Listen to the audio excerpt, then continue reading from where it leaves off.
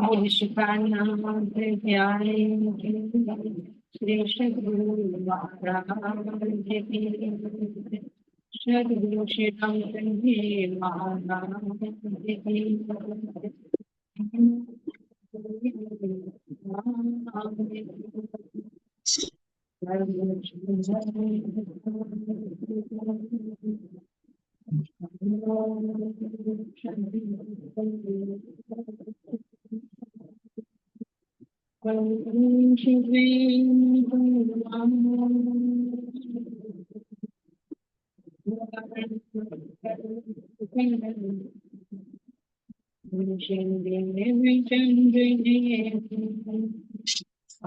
श्री प्राणी धूलपति श्री मेहराज शुभ तेज कुंद श्याम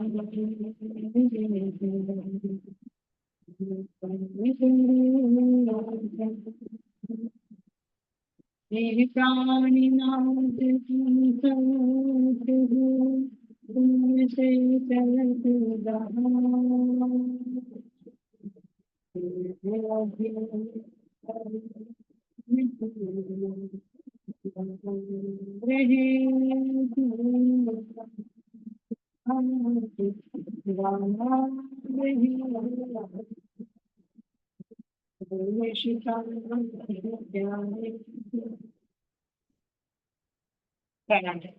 चलत सबके काम मिलते में विराजे कहाँ से ये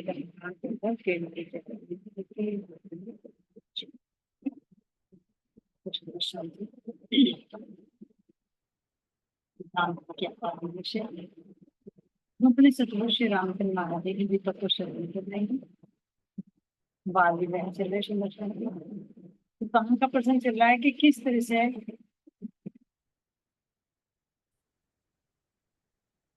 तो सुंदर साथ जी है ना महाराज जी वर्णन करें कि किस प्रकार जब वो विधवा का लड़का जीवित हो जाता है और ये सूचना किसको पता चलती है सुंदर साथ जी दादा को। तो वे किस प्रकार अपने पास बुलाते हैं और फिर पूछते हैं कि उसकी जगह बता कौन है। तो महाराज जी क्या करते हैं तो रूप से समर्पित हो चुके थे कि उसकी जगह मैं जाऊंगा, मैंने किया है तो उसका भुगतान मैं ही करूंगा। तो इतना कहते सुंदर साथ जी दादा गुरु महाराज जी तो उनकी परीक्षा दे रहे थे तो उन्होंने तुरंत कहा कि चलो लेट जाओ तुम मरने के लिए तैयार हो जाओ। तो अब सुंदर साथ जी यहाँ पर महाराज जी कह रहे हैं कि मैंने उस जगह को लीपा है ना, पीछे में बिछाई और स्नान करके आया, दादा गुरु जी के चरणों में लेट गया। लेकिन जैसे ही कुछ समय के बाद मेरे अंदर चेतना आई और फिर उसके बीच क्या हुआ मुझे कुछ नहीं पता। लेकिन कुछ समय के बाद ये भी कह रहे कि कितना समय बीता ये भी नहीं, कुछ समय के बाद जब मैं होश में आया तो क्या देखता हूँ कि मेरे सामने दादा गुरु जी की जगह है, मेरे जी महाराज जी मुस्कुराते हुए बैठे तो प्यार भरी नजर से मुझे देख। तो ये सुंदर साथ जी कहा कि अब तुम उठ जाओ रतन भाई, क्योंकि तुम्हें जो चोला बख्शा है, अब ये चोला जो उठा इसके अंदर रतन भाई की जो आत्मा थी विराजमान वो अब क्रियाशील हो गई। क्यों? क्योंकि इससे इनसे क्या करना था वो कायम की आते नहीं जो चौपाई हमारे कयामत नामे की भी एक सूर्य उड़ाए के राष्ट्र की चौपाई मरवाने की एक सूर्य उड़ाए के दिए दूसरा 13वें में कायम यो कयामत हुई जहायर मोहम्मद करी मोहम्मद रसूल। तो ये 13वें में कायम करना है, जीवों को भी कायम करना, अखंड करना है। तो ये 13वें का स्वरूप है सुनिश्चित। तब यहाँ महाराज जी वर्णन कर रहे हैं अब कि जब जैसे मेरे अंदर राजी महाराज जी पूर्ण रूप से अंतरित हुए वो प्रकाश इतना कि जैसे कि करोड़ों सूर्य का प्रकाश मेरे अंदर प्रवेश कर रहा है। ऐसे पूर्ण रूप से राजी महाराज जी अपने आवेश को लेकर उनके हृदय में विराजमान। अब यहाँ पर कह रहे सुंदर सब जी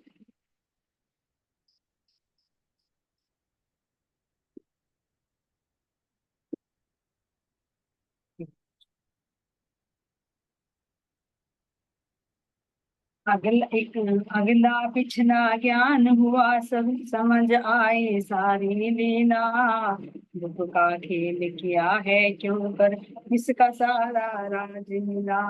कह रहे कि जैसे ही अब राजी महाराज विराजमान हुए, तो कह रहे हैं कि अब मुझे क्या, अगला पिछला, ध्यान देना सुनना चाहिए, बार बार आ रहा है कि अगला पिछला। तो अगला पिछला क्या, एक बाह्य जाहिरिया, एक अंदर का बाह्य। जाहिरा तो महाराज जी को पहले ही पता लग जाता था कि क्या घटना होने वाली है और क्या हो चुकी है, उसका रीजन ये तो पता चल जाता सुंदर शाह जी की क्या घटना हुई है, लेकिन उसका रीजन हर एक को तो नहीं पता चलता, तो महाराज जी को पता चल जाता है। जैसे पीछे अभी पांचरा की नदी में मेला बनने की प्रसंग है ना, तो वहां महाराज जी को पहले पता। और एक आत्मिक दृष्टि से कि अगला पिछला यानी आगे क्या होने वाला है, पीछे हम कैसे परिणाम से आए हैं, क्यों आए हैं, कब ब्रज में आए हैं, क्या क्या लीलाएं करी हैं, फिर कैसे रास में गए, फिर कैसे जाग में गए ब्रह्मा। तो वो कह रहे महाराज जी कि जब अंदर में राज्य महाराज जी आवेश रूप से विराजमान हुए, तो अब कह रहे हैं कि मुझे सब कुछ नजर आया। ये है सुंदर साची। देखो, जब तक यहाँ की बुद्धि से क्रिया करती है, तब तक ये जीव के स्तर पर ज्ञान है, जिसे आत्मा भी ले रही, जीव भी ले रही। ये हो गया केवल सुन। लेकिन जब राज्य महाराज जी का आवेश जोश अंदर विराजमान हो जाता है, वो दिव्य दृष्टि मिल जाती है, तो उस दिव्य दृष्टि से दर्शन देख, एक पढ़कर कल्पना करना, कल्पना ही कहेंगे सुंदर साथ जी, वो है तो वो वास्तविकता, लेकिन हमने बिना देखे तो उसकी कल्पना ही की। मान लीजिए कैसे, कम मान लीजिए तुम कहीं घूमने के लिए गए, मान लीजिए पन्ना जी गए, पन्ना जी दरबार में गया, और कोई एक ऐसा बंदा है जो नहीं गया, तुमने उसको बताया कि भाई ऐसे ऐसे है, तो जो तुम देखा है वो तो रियलिटी है, वो तो है, पन्ना जी तो ऐसा है, तुमने देखा। लेकिन जो तुमने अननोन को बताया, तो उसने तो तुम्हारे शब्दों के माध्यम से एक इमेजिन की कि भाई ऐसा है, रियलिटी में तो नहीं देखते। इसी तरह सुंदर सा जी इंद्रावती ने, हमारे महाराज जीवन दास जी ने, स्वामी नारायण दास जी ने, परमहंस रामचंद्र महाराज जी, गोपाल मणि जी, कितनों के नाम ले सुंदर सा जी, जितने भी हमारे परमहंस हुए, उन सब ने परम धाम को देखा। और जब देखा तो फिर वो ही तो दिखा सकता है, क्योंकि उनके अंदर दिखाने की भी पावर है। फिर देखते किसी पे हाथ रखा और दर्शन किया। तो ये देखना सुंदर सा जी, यानी ये पूरी कल्पना नहीं है जो कहेंगे अरे हाँ 25 कक्षा के, नहीं है। लेकिन जो चीज देखी उसको हूबहू अक्षरों में वर्णन, शब्दों में वर्णन नहीं किया जा सकता, क्योंकि वो शब्दातीत है, वो अक्षर। अर्श बका वर्णन किया, ले मसाला इत। यहाँ का मसाला लेकर यहाँ के शब्दों में पिरोकर उस परम धाम का वर्णन किया गया, अन्यथा उसको वर्णन करने का यहाँ पर कोई साधन है ही नहीं कि उसको कैसे। तो सुंदर साथ जी यहाँ पर महाराज जी कह रहे हैं कि जब मेरे अंदर विराजमान हुए, तो मुझे अगला पिछला सब कुछ नजर आने लगा। दुख का खेल खिला है क्यों कर इसका सारा राज मिला, कि आखिर ये मैंने दुख का खेल क्यों देखा, क्यों आई इस संसार में। पता चला कि ये तो हमारा इश्क रब का परमधाम है।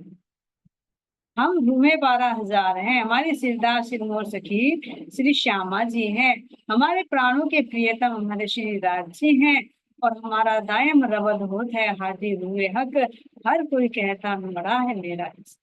हम हर कोई कहते थे, क्यों कहते थे, क्योंकि वो मेरे राज्य के दिल में चलता रहता था, तो अद्वैत होने के कारण वो हमारे दिल में। सब कोई यही कहता कि मेरा इश्क बड़ा है, मेरा इश्क बड़ा है, उसका ब्यौरा कराने के लिए, उसका निर्णय कराने के लिए मेरे धाम के चंडी ने हमें ये दुख का खेल लिखा।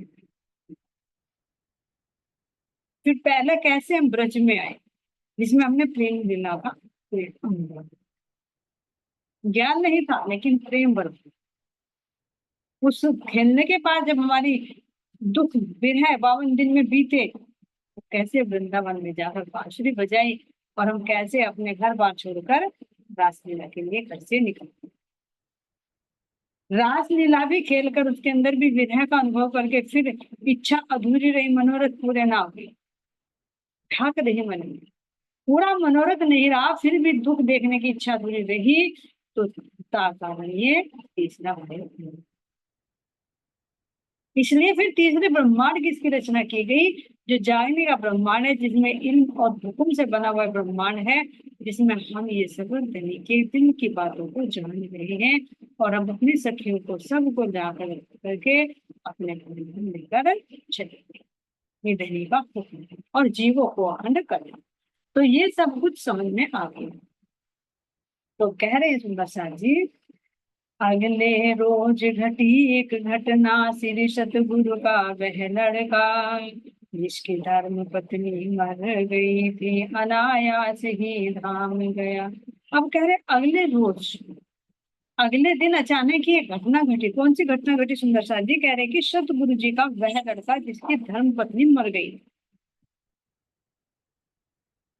जिनके कारण ये आया था, क्योंकि सुंदर साथ जी उनके अंदर जो शंका थी वो तो निरूपण हो गया था कि भाई दादा गुरु जी तो कर सकते हैं, क्योंकि सांप का काटा लड़का ठीक कर दिया। तो उन्हीं की बात बता रहे हैं कि जो गुरुपुत्र था, यानी गुरु भाई भी कहेंगे, और रामचंद्र महाराज जी को, जिनकी पत्नी का देहांत हो गया था, वो कह रहे कि अचानक, जिसकी धर्म पत्नी मर गई थी, अनायासी धाम गया, बड़ा एक धक्का सा पहुंचा, पूछो मत जो। इस बारे में मत पूछो कि हमें कितना दुख हुआ, क्योंकि महाराज जी को तो विशेष लगाव हो चुका था ना, भाई मेरे गुरु पुत्र है उनकी पत्नी है, गुरु भाई की पत्नी है, भाई उनको तभी तो जीवित कराने की इच्छा हुई थी, महाराज जी जिद कर रहे थे। तो उनसे बड़ा लगाव था, तो लगाव होने के बावजूद भी महाराज जी कह रहे कि मुझे बहुत धक्का लगा। कब धक्का लगता है? जिनसे ज्यादा लगाव हो जाते हैं। लेकिन जब वो सांप काटे लड़के के लिए एक व्यक्ति मिला था, उसने कहा बाबा जी चलो आप भी देख लो, तुमने कहा था अरे भाई ये तो खेल चल रहा है, धीरे धीरे, मुझे क्या मतलब किसी, दुनिया आ रही जा रही, तो मैं क्या करूंगा, चाहकर तुम चले जाओ, लेकिन फिर भी चले गए थे। तो यहाँ जहाँ से लगाओ है सुंदर साथ जी, वही तो कह रहे कि धक्का लगाओ। दूसरा रीजन भी है सुंदर साथ जी, यहाँ पर क्यों इस चीज को महाराज जी ने नोटिस किया, कोई कारण नहीं बताया। भाई गुरु पत्नी का तो चलो बता भी दिया कि वो बीमार थी, है ना, और इसलिए चिरंजीवी होने का उसको वरदान दे दिया। यहाँ पर ये अचानक ही क्यों गया? कह रहे यहाँ पर लखते रह गए पक्षी ने प्रस्थान, देखते देखते रह गए उस पक्षी ने, जो अंदर आत्मा रूपी पक्षी था, या जीव रूपी पक्षी कहे, उसने प्रस्थान कर दिया, चला गया, यहाँ तन छोड़ दिया। दाह पुष्प आदि कर्मों से दिवस तीसरे जब निपटे, श्वेत वस्त्र आदि लाकर सतगुरु ने हमें प्रदान। अब ये सुंदर साजी पहले इसी पर विचार करें। महाराज जी कह रहे कि अचानक उनका लड़का चला गया, प्रस्थान क्या? तो जो एक अंजू सखी जी का प्रश्न आ रहा था, उस पर मंथन करे सुंदर साथ जी, कि अगर वो ही जीव जो दादा गुरु रामतन महाराज जी का जो जन्म चक्का जीव, अगर वो जीव चला जाए, तो फिर नया जीव वहां पर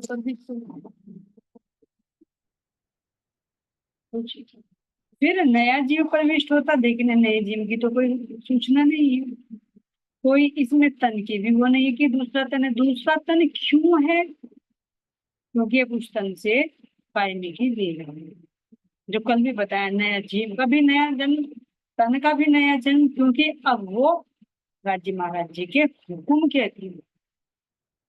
वो तो रहा था दादा गुरु जी अंदर बैठे थे, लेकिन अब पूर्ण रूप से हो गया, क्योंकि अब आवेश से। तो नया ही तो कहेंगे, नई जर्नी तो कहेंगे। अब विचार करें, अगर हम ये कहें कि जो इनका जीव है उसको वहां पर भेज देता हूँ, तो कह देता महाराज जी ने कि भाई मैं जाऊंगा वहां पर, उसकी जगह कौन हो जाएगा। तो ये तो दादा गुरुजी शायद उनकी परीक्षा ले रहे थे, मतलब परिता से कह रही थी रियल के, क्योंकि सतगुरु आगे पीछे का सब जानते हैं। जैसे हम रास में गए थे तो उन्हें पता था कि हम माया को छोड़कर आए हैं, तो भी परीक्षा ली। तो यहाँ पर परीक्षा हुई है। अब वो जीव जो पूर्ण रूप से समर्पित हो चुका है, ध्यान देना, जो जीव पूर्ण रूप से समर्पित हो चुका था, तो क्या उसको ऐसे ही निकाल दिया जाए? ये कहे कि एक गुड़ और एक गोबर एक जगह मिल सकता है? कैसे मिले सुंदर साथ जी? राज्य ये कहे कि चंद्रदत्त जी महाराज जी का जो जीव था वो तो बड़ा उत्तम हो चुका था, पहले से ही कितनी तपस्या की थी उसने। वो तो पूर्ण रूप से घर को, परिवार को, इंद्रियों के विषय विकारों को सबको छोड़ चुके थे। तो क्या उस जीव को उसकी जगह उसके कर्म भुगतने के लिए भेजा जाएगा जिसको सांप ने काट लिया? नहीं, ऐसा तो नहीं हो सकता। महाराज जी भी सोच रहे होंगे भैया इस जीव को कैसे भेजूं, जिस जीव के ऊपर भी, जिस जीव को भी बख्शीश देनी है, इतना ऊंचा पद मिलना है, तो वो कैसे जा सकता? फिर अगर सोचे कि वो जीव चला गया तो फिर बिना जीव के तो शरीर नहीं दिखा दिया करेगा, शरीर के अंदर तो जीव होना जरूरी है। तो फिर जीव कहाँ से आया? बॉडी पर्सन में, ये नया तो जरूर उसमें दिया गया है। तो नए का मतलब यही है कि अब उसके ऊपर राज्य महाराज जी का आवेश विराजमान हो गया, तो बिल्कुल नया है, उसके करने भी बदल जाएंगे। तो यहाँ महाराज जी ने देखा कि जीव को नहीं भेजे जा सकते, तो उन्होंने अपने पुत्र, है ना, अपने पुत्र का बलिदान कर दिया। किसके लिए? यही कई बार दृष्टि से अपने भक्ति के, अपने शिष्य के, जो जितने कहा कि मैं जाऊंगा तैयार है, तो उन्हें पता वो तो जा सकते थे लेकिन जाने लायक नहीं है। जो मेरा महाराज जी, वो जीव लायक नहीं है कि एक शून्य जीव के जगह जाए, और वो कैसे भुगतेगा उस चीज को? नहीं भूल सकता, उसे तो और कायमी की लीला करानी है। तो यहाँ पर देखा कि जो मेरा पुत्र है, तो अपने पुत्र का बलिदान ऐसे है सुंदर से सुत। पहले दाता हम भय, सतगुरु को दीनो शीश, और पीछे दाता सतगुरु भयो, सब कुछ कीनो बख्शिश। जो प्रश्न, जैसे महाराज जी छत्रसाल जी और श्री प्राणनाथ जी का मिलन है, ऐसे ही तो यहाँ पर कहे कि उनको विश्वास हो गया तो उन्होंने पूर्ण समर्पण कर दिया। कह रहे कि पहले दाता हम भाई सतगुरु को दीनो शीश, पूरा शीश पूर्ण समर्पण कर दिया, मरने के लिए तैयार हो गए। और पीछे दाता सतगुरु भयो, सब कुछ दीनो बख्शिश। और वो तो बख्शिश देंगे। तो उसके लिए क्या करते सुंदर जी? सतगुरु को अपना धन, अपना मान सम्मान, अपना वचन तक तोड़ देते हैं। तो यहाँ कितना बड़ा समर्पण है कि अपने पुत्र को ये समर्पण देखो क्या भक्त के लिए। ये कहें कि सुंदर जी सतगुरु क्या क्या नहीं करते, जो सच्चे सतगुरु, जो अपने शिष्य का हित चाहते हैं, वो क्या नहीं करते। एक छोटी मोटी बात नहीं सुंदर।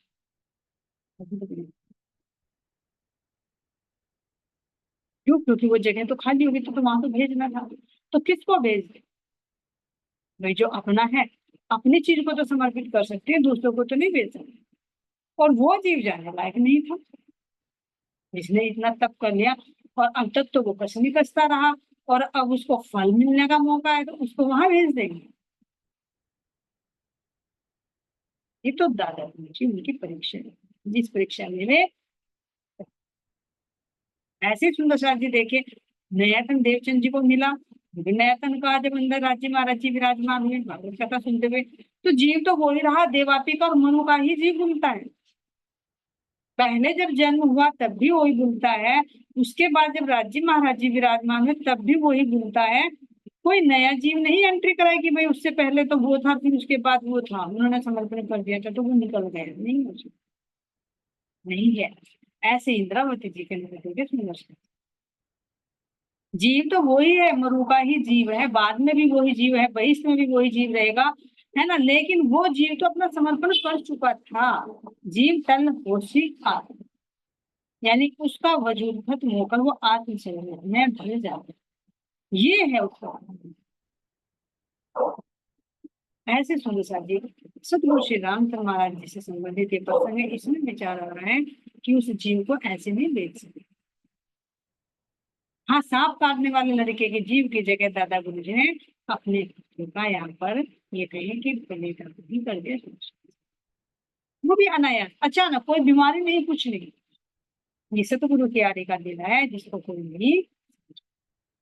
तो वो कह रही है कि जैसे ही उनका दाह पुष्प आदि कर्मों से उनका अंतिम क्रियाकर्म कर दिया, दाह संस्कार कर दिया गुरु पुत्र का, और फिर जैसे ही तीसरा दिन होता है सुंदर साथ जी, तो तीसरे दिन कह रहे हैं कि श्वेत वस्त्र आदि लाकर सतगुरु ने हमें पढ़ा। जो सफेद वस्त्र सतगुरु जी ने दिए, क्या दिया उसमें? धोती जोड़ा, अंग रखा, पगड़ी और कमंडल एक, छतरी देकर कहा कफन है समझो इसको अपना वेश। क्या दिया सुंदर साथ जी? सफेद कपड़ों में धोती और अंग रखा का जोड़ा। धोती, एक अंगोछा, इसको धोती कह देते हैं, एक अंगोछा नीचे लपेटने वाली, एक धोती जो कंधे पर रखते हैं, एक पगड़ी सिर पर बांधने वाली, और एक हाथ में कंबल, यानी 4 चीजें। एक चदरी भी है, छोटी चदरी, एक बड़ी चादर जिसको लपेट भी लेते हैं, एक छोटी चदरी होती है जिसको कंधे पर रखते हैं। तो क्या हुआ सुंदर साथ जी? 5। धोती, अंगोछा जिसको अंगरखा कह रहे हैं, पगड़ी, कमंडल और एक चदरी। चदरी देकर कफन है ये तो पहनने के लिए दी, धोती दिया, अंगोछा दिया, पगड़ी दी और हाथ में कमंडल दे दिया, और एक ऊपर से चदरी देकर कहा कि ये कफन है, समझो इसको अपना। सफेद वस्त्र, इसीलिए तो सतगुरु महाराज जी सफेद वस्त्र दान करते, पीले नहीं। क्यों सुंदर साथ जी?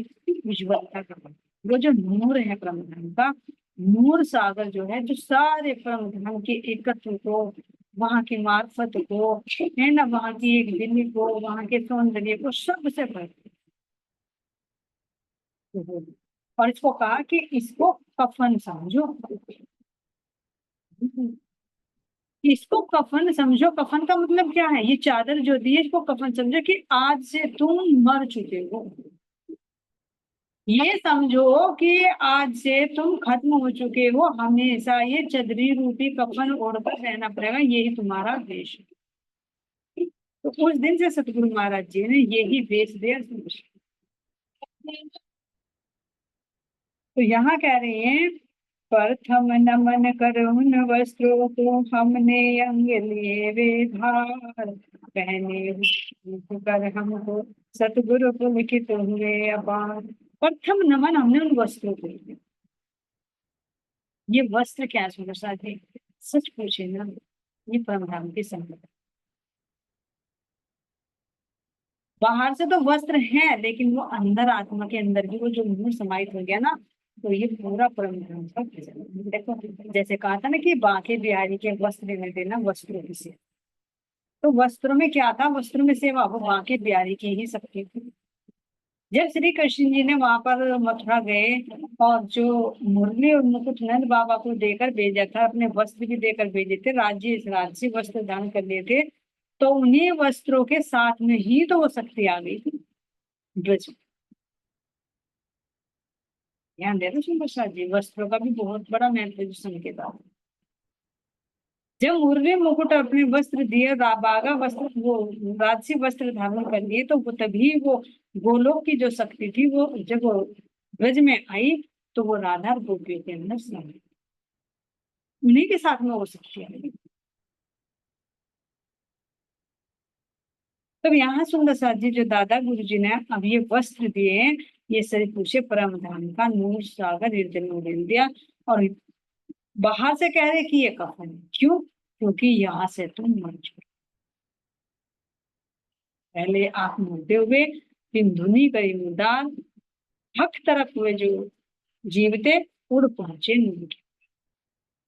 तो यहाँ से तो मर गए ना दुनिया से, अब झंडूदत्त नहीं रहे, अब वो झंडूदत्त का जीव नहीं रहा, अब वो झंडूदत्त का तन नहीं रहा, वो राम रतन महाराज जी का तन,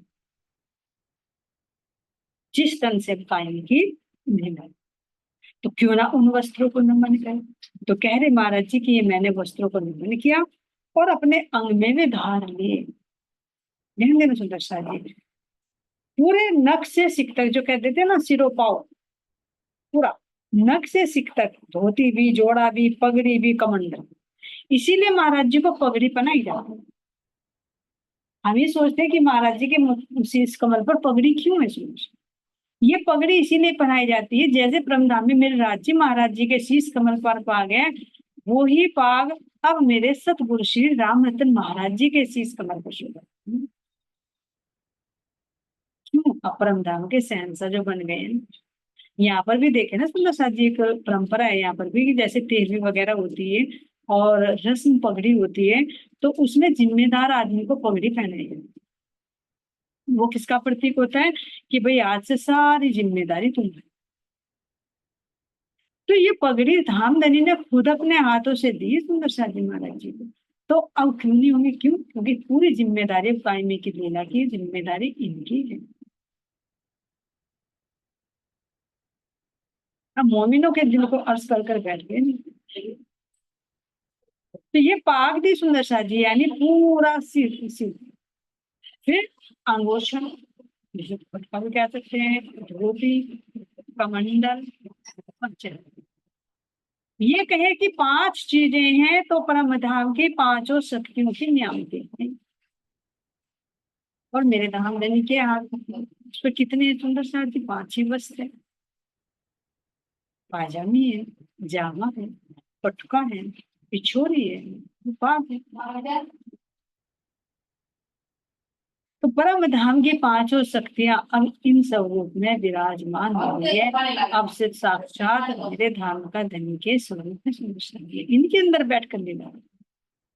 आके हाथ हुक्म लिया जो दिया था मोहम्मद के सिर, सो अब हुक्म लेकर आए बैठिया मोमिनों के हृदय में विराजमान हो गए हैं। क्यों? क्योंकि ये छठा दिन मोमिनों का है।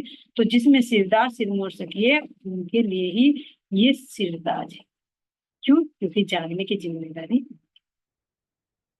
तो ये सुंदर सा जी यहाँ पर कह रहे हैं, पगड़ी और कमंडल लेकर चदरे देकर कहा कफन समझो इसको अपने। तो कह रहे जब मैंने ये वस्त्र धारण किए उनको नमन करके, तो पहने हुए देख कर हमको सतगुरु पुलकित हुए।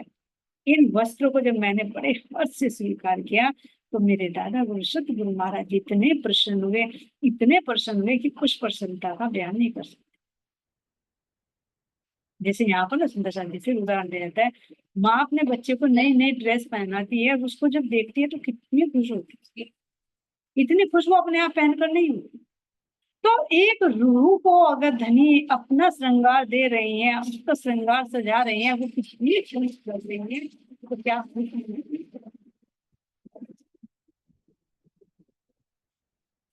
धनी अपनी अंगना का श्रृंगार करके कितना खुश हो रही। और यहाँ बाहर की दृष्टि से देखे तो सतगुरु भी होता है सुंदर शाह जी। सतगुरु आप दीपक भयो की हो जो आप सब,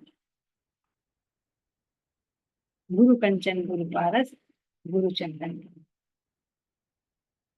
तो क्यों? क्योंकि सतगुरुओं ने अपने समान बना लिया, अपनी सारे नियामतें उनको दे दी। तो वो नियामतें कितनी सुंदर लगेगी, तो क्या कोई भी गुरु खुश नहीं होगा? होगा सुंदर सा। जो अपने शिष्य का हितैषी होगा, जो उसका कल्याण चाहेगा, आगे बढ़ाना चाहेगा, उसको देखकर वो खुश होगा। और जहां केवल ये रहेगा कि भाई मैं ही गद्दी पर बैठा रहूं, मेरी कमाई होती रहे, सब मुझे सैल्यूट करते रहे, तो वहां पर नहीं चाहेगा कि कोई आगे। ऐसे सुंदर शादी में कह रहे हैं, मंत्र तारतम दिया साथ ही बिठला आसन पर हमको। अब ये दिया मंत्र तारतम, ध्यान सुंदर शादी अष्टविध का तार जो आया था, एक प्रश्न भी आया था सुंदर शादी में। 8 विध का तारतम है। तो इसमें ये मंत्र था, मंत्र तारतम है, निधि तारतम है ना, मूल तारतम है, आवेश तारतम है, तारतम का तारतम है, लीला तारतम है, वाणी तारतम है। 8 विध का तारतम उसमें। तो ये कहे कि मंत्र हमारा है ही नहीं, तो इसमें क्यों कह रहे महाराज जी मंत्र तारतम? तारतम ही कह देते सीधा। जो कल परिवीता सखी जी का प्रश्न था कि हमारा मंत्र तो मंत्र है ही नहीं, केवल तारतम। तारतम विशेषण है क्योंकि ये तारतम उतारता है, उस परमात्मा से तार जोड़ता है। उलझम है, सब सारों का सार है। लेकिन ये मंत्र भी है जिसको मनन करके मन ऊपर उठा, मननाथ इति मंत्र, यानी जिस पर मनन किया जाए तो वह मंत्र होता है। तो क्या हम मनन चिंतन नहीं करते अपने जीवन? करते हैं प्रार्थना। तो ये मंत्र, तो यहाँ दिया सुंदर साथ जी, अब देखो अब दिया है मंत्र। और हमारी कैसी उल्टी रीत है, हम जबरदस्ती कहते हैं भाई मंत्र ले लो, भाई मंत्र ले लो, भाई मंत्र ले लो। लेकिन महाराज जी कब देते, देखो सुंदर साथ जी परमहंसों की यही विशेषता होती है। वो देखते हैं कि जब घड़ा पक्का हो गया, अब रिसेगा नहीं वो, तो तब उसके अंदर जब पड़ते, पहले उसको बजा बजा के। इसीलिए तो कहा कि पात्रता देखकर ही मंत्र दे, ऐसी कोई इतनी कीमती चीज है, इसको ऐसे वैसे ना बिखेरे कि जहां देखा डाल दे गंदी जगह नहीं, वो फलीभूत ही नहीं होगा क्योंकि वो बंजर भूमि है। और क्या करेगा वो, उल्टा मंत्र कहीं कमी निकाल देगा कि कुछ भी असर नहीं होता। तो कितनी देर बाद अब मंत्र तारतम दिया है सुंदर से, पहले सब कुछ समझा दिया। तभी तो कहते हैं कि पहले जानो, अच्छी तरह से पहचानो और तब जो, जब उसके अंदर जिज्ञासा हो जाए। तो एक हो गया सुंदर सा जी वाणी तारतम, एक हो गया मंत्र तारतम। वाणी मंत्र तो पहले ही दे दिया ना, लीला तारतम भी दे दिया क्योंकि परमधाम की लीला में रमण करने लगे थे, वाणी का ज्ञान आने लगा था। निधि तारतम परमधाम की निधि दे दी थी, ब्रजराज का परमधाम का सब नजर आने लगा था। कब, बिना मंत्र तारतम के। अब लास्ट में, अब इसी मंत्र तारतम के साथ में पूरा जो तारतम के 8 विध है, 8 प्रकार का नहीं सुना था, इसी के ही 8 लक्षण है, 8 विशेषताएं। वे सारी की सारी विशेषता, जैसे बीज के अंदर ना पूरा वृक्ष होता है, देखने के लिए छोटा सा बीज है, लेकिन उसके अंदर इतना बड़ा तना भी होता है सूक्ष्म रूप से। उसके अंदर अनेकों टहनियां निकलती हैं, अनेकों पत्तियां निकलती हैं, फल निकलते हैं, फूल निकलते हैं, वो सभी तो है, लेकिन किस में, अभी सूक्ष्म रूप से। इसीलिए यहाँ पे मंत्र तारतम कहा, तो इसी मंत्र तारतम के साथ में सारी विशेषताएं जो अष्टविध तारतम वो सब कुछ आ चुकी। तो जिसको पहले से लगन लग जाएगी ना, वाणी का पता चल जाएगा, ब्रजराज का धीरे धीरे पता चल जाएगा, तो ये सुंदर सा जी फिर वो मंत्र ले बिना नहीं रुके, तो उसके अंदर जिज्ञासा बढ़ जाएगी। और जिसको पहले ही सुनने में इंटरेस्ट नहीं है, तो क्या वो उस बीज को भी ले पाएगा, नहीं ले। तो यहाँ महाराज जी कह रहे कि मुझे बैठला कर आसन पे अब मंत्र तारतम भी दे। बोले श्री प्राणनाथ प्यारे की जय, दादा गुरु जी नारायण दास जी महाराज की जय, सर्व सुंदर साथ की, सभी सुंदर साथ के चरणों में प्रदान करते हैं।